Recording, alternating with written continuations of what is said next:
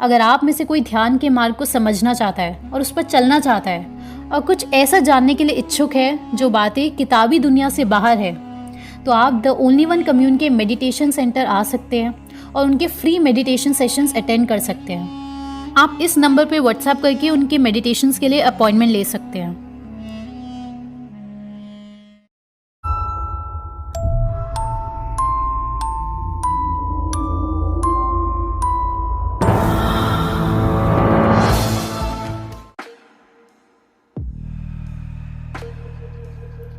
सरल सी भाषा में शुरू करते हैं ये जबरदस्त वीडियो। 90 करोड़ रुपए सिर्फ 1 घंटे में। अंबानी साहब पिछले साल पैंडेमिक के दौरान कमा रहे थे। सही सुना आपने, 90 करोड़ 1 घंटे में। ये 90 करोड़ इतना ज्यादा होता है, इसे आप ऐसे समझिए, एक मजदूर को इतने पैसे कमाने में कितना टाइम लगेगा? आपको क्या लगता है? ऑप्शन ए 50 साल, ऑप्शन बी 100 साल, ऑप्शन सी 1000 साल, ऑप्शन डी 10,000 साल। इसका जवाब है डी, 10,000 साल। आप ये दूसरा फैक्ट सुनिए। दुनिया के 10 सबसे अमीर आदमियों ने मार्च 2020 से दिसंबर 2020 के बीच, यानी कि लॉकडाउन के दौरान जब सब कुछ ठप पड़ा था, कितने रुपए कमा लिए होंगे आपके अंदाजे में?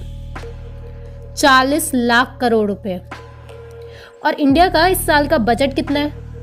40 लाख करोड़ में से 10 लाख करोड़ कम कर दो, उतना है इंडिया का बजट, यानी 30 लाख करोड़। नेक्स्ट आप ये लिस्ट देखिए। मार्च 2020 से जनवरी 2021 तक की। जेफ बेजोस अमेज़न वाले, उन्होंने लगभग 5 लाख करोड़ रुपए कमा लिए। इलॉन मस्क, जिनकी टेस्ला और स्पेसएक्स है, उन्होंने 11 लाख करोड़ कमा लिए। पूरी दुनिया में इनका इस पैंडेमिक के दौरान सबसे ज्यादा प्रॉफिट हुआ है, 628.5%। और थर्ड आते हैं आपके चहीते बिल भाई साहब, जिन्होंने कमा लिए 1.6 लाख करोड़ रुपए इस लॉकडाउन में। नेक्स्ट मार्क जकरबर्ग, इन्होंने कमाए 2.7 लाख करोड़। अब लॉकडाउन में जब सब ठप पड़ा था, हम सबकी जेब खाली होती जा रही थी। 1/4 इंडियन सिर्फ 3,000 रुपए प्रति महीना कमा रहे थे। और अप्रैल 2020 के महीने में ही 1.7 लाख लोग हर घंटे अपनी नौकरियां खो रहे थे और भूख से मर रहे थे। इंडिया का ग्रोथ रेट -23.9% हो गया था। याद है ना आपको वो वक्त, वो दृश्य, या भूल गए? उस वक्त इंडिया के टॉप 11 बिलियनर्स इतना कमा रहे थे, कितना? इतना कि 10 साल तक हेल्थ मिनिस्ट्री का खर्चा उठा सके, या फिर 10 साल तक मनरेगा स्कीम का खर्चा उठा सके। सुना ना आपने? 10 साल तक हेल्थ मिनिस्ट्री का पूरा खर्चा उठा सकते थे सिर्फ इस लॉकडाउन के दौरान कमाए हुए पैसे से। आखिर ये हो कैसे रहा है? अंबानी की वेल्थ इस दौरान डबल हो चुकी है और वो एकदम से 26वां 26 richest man in the world से 6th richest man in the world बन चुका है। ऐसा कौन सा जादू है इन अमीर लोगों के पास? इसका जवाब जानने से पहले आप मेरा ये अगला सेंटेंस पूरे ध्यान से समझना और अपने दिल में बैठा लेना। दरअसल यह हमेशा से ही होता है। जब भी इकोनॉमी क्रैश करती है, डिप्रेशन में जाती है, ठीक उसी वक्त से शुरू हो जाता है ये पैसे ट्रांसफर का बहुत बड़ा गेम।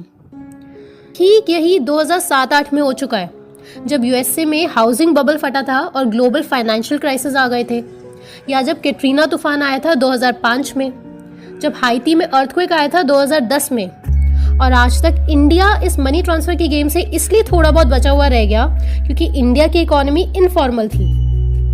इनफॉर्मल इकोनॉमी का आप सिंपल से ये मतलब समझे कि लोगों की इनकम या सेविंग्स बैंक अकाउंट में नहीं होती थी, वरना इंडिया का भी हाल 2008 में यूएसए जैसा हो जाता, जब लाखों लोग अचानक अपना घर बेचकर सड़कों पर सोने पर मजबूर हो गए थे। अब जैसे जैसे इकोनॉमी फॉर्मलाइज होती जाएगी, यानी कि आप अपना पैसा बैंक में डालते जाएंगे, आपकी सेविंग्स इनकम बैंक में आएगी और पैसों का ऑनलाइन ट्रांसफर बढ़ता जाएगा, तो इससे बैंकों में पैसा बढ़ता जाएगा। वैसे वैसे ही ये जो कैपिटलिज्म का गेम है वो अपनी जड़ें इंडिया में भी जमाता जाएगा। वरना आज से पहले आप लोगों को भी ये सुनने में बहुत अच्छा लगता रहा होगा कि जनधन योजना तो बहुत बढ़िया चीज़ है, जिससे लोग अपना पैसा बैंकों में डाल देते हैं, बैंक्स का इस्तेमाल कर पाते हैं। लेकिन जनधन योजना का जो दूसरा पहलू है वो बहुत ही दहशत भरा और दर्दनाक है, जो आप धीरे धीरे इस वीडियो के साथ समझते जाएंगे।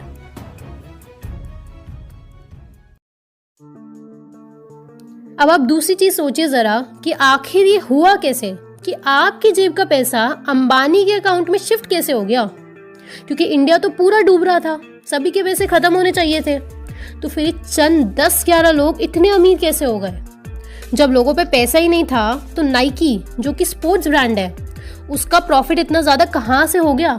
आखिर इसके पीछे का गेम क्या है। आप में से जो इकोनॉमिक्स जानते हैं, समझते हैं, वो तो आसानी से समझेंगे, लेकिन जो नहीं समझते इकोनॉमिक्स, उनके लिए हमने एकदम सरल तरीके से समझाया है इस डायग्राम की मदद से। क्योंकि अब हर भारतवासी को पता चलना चाहिए कि उसके देश में क्यों आज भी आज़ादी के 73 साल बाद भी 40 करोड़ लोग प्रतिदिन 32 रुपए से कम कमाते हैं। जी हाँ, सही सुन रहे हैं आप, 32 रुपए से कम कमाते हैं। क्यों हमारे देश में इतनी भूखमरी है, क्यों हमारे देश में सरकारी स्कूलों की इतनी बेकार हालत है, और क्यों हमारे देश में नौकरियां खत्म हो चुकी हैं, क्यों हमारे देश में इतने सारे किसान हर साल खुदकुशी करते हैं। तो आपका और हमारे देश में ज़्यादा से ज़्यादा लोगों का ये बातें समझना ज़रूरी है, क्योंकि ये बातें हमेशा से आपसे छुपी हुई हैं और छुपी हुई ही रहेंगी। और सबको बस एक ही चीज़ सिखा दी जाती है कि कांग्रेस ने करप्शन किया या बीजेपी ने करप्शन किया, लेकिन ये पॉलिटिकल पार्टी सिर्फ प्यादे हैं, रिमोट कहीं और छुपा है। अब ये 2 शब्द आप दिमाग में छाप लीजिए, कैपिटलिज्म और फ्री इकोनॉमी। आप इस नदी को देखो, ये नदी में बहता जो पानी है, ये है मनी फ्लो। पानी मतलब पैसा। अब इस नदी के दोनों छोर, पॉइंट ए और पॉइंट बी, जितने असमान होंगे, यानी कि दोनों पॉइंट्स के बीच में जितना ज़्यादा ऊंचाई का अंतर होगा, उतनी तेज़ी से पानी बहेगा, है ना। ठीक यही पैसे के साथ है। जितना ज़्यादा किसी देश में असमानता यानी इनइक्वालिटी होगी, उतना ही गति से ये पैसा गरीब की जेब से बहकर अमीर की जेब में पहुंच जाएगा। यानी कि जब तक कोई गरीब नहीं होगा, तब तक दूसरा अमीर नहीं हो सकता। और जितनी ज़्यादा गंभीर और गहरी गरीबी होगी, उतना ही बड़े बड़े अमीर होंगे। और अफ्रीका के देश, साउथ एशिया के देश जितने गरीब होते जाएंगे, बाकी देश उतने अमीर और अमीर होते जाएंगे, क्योंकि इकोनॉमी है ही जीरो सम गेम। ठीक है, सिंपल, समझ गए। लेकिन अब हो क्या गया है कि देशों की जगह लेने लग गए कैपिटलिस्ट लोग। तो अब भारत के गरीब होने से या अफ्रीका के देशों के गरीब होने से कोई दूसरा देश अमीर नहीं होगा। अमीर होंगे तो कैपिटलिस्ट लोग, यानी कंपनियों के मालिक। क्योंकि अब देश और कंपनी में ज़्यादा फर्क नहीं रह गया है। सरकार को पूरा कंपनीज कंट्रोल करने लग गई हैं, रिश्वत दे देकर। और हम सबका बेवकूफ़ बनाने के लिए रिश्वत शब्द का नाम बदलकर रख दिया गया है लॉबिंग। और देश के एसेट्स को विदेशी कंपनियों को बेचने का या गिरवी रखने को बोलने लग गए हैं मोनेटाइजेशन, प्राइवेटाइजेशन, डिसइन्वेस्टमेंट। ये सब बकवास है, सब नाम बदलकर बेवकूफ़ बनाने के तरीके हैं और कुछ भी नहीं। और दुख इस बात का ये है कि ये होना ही है। जब तक कैपिटलिज्म का मॉडल रहेगा और जब तक हमारे देशवासी बेहोश रहेंगे, ये होना लगभग निश्चित है कि गरीब देश और गरीब होते जाएंगे और बिकते जाएंगे, जो हाल भारत का होने लगा है। ये इनएविटेबल है। ये तो अब आप बेसिक गेम समझ गए। इसके नेक्स्ट पार्ट में आपको समझ आ जाएगा कि ये बैंक और पूंजीपति और सरकार मिलकर किन ट्रिक्स और टेक्निक्स, जैसे कि CNN प्रोपेगेंडा, उनका यूज़ करके हम सबका बेवकूफ़ बना रहे हैं। आज़ादी को 73 साल हो गए हैं और आज भी जब आप मेरी आवाज़ सुन रहे हैं, आज भी हमारे देश में करोड़ों लोग खुले आसमान के नीचे भूखे सोएंगे। और दोस्तों, ये सारी जानकारी आपको हर किसी को बतानी है।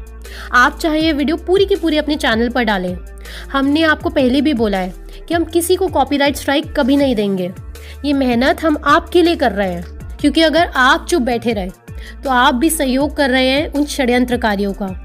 और अभी ये वीडियो अगर आपको समझ नहीं आई तो आप ये वीडियो शुरू से दोबारा सुनिए, क्योंकि अगली वीडियो इसी के आगे से शुरू होगी। आप लोग भी कमेंट में मुझे बताएं कि आपको क्या लगता है ये सब क्या है। आप लोगों की बातें सुनकर हमें और भी आइडियाज़ मिलते हैं, जिससे हम और भी डीप रिसर्च कर पाते हैं और ऐसी वीडियोस ला पाते हैं। अगर आप इंटरनेशनल षड्यंत्र को पूरी तरह से ख़त्म करने के लिए IMPH नेटवर्क से जुड़ना चाहते हैं तो आप हमें व्हाट्सएप कीजिए द फाइनल गेम इस नंबर पर, क्योंकि अभी आप नहीं जुड़े तो फिर बहुत देर हो जाएगी, क्योंकि डूबने के बाद तैरना नहीं सीखा जा सकता।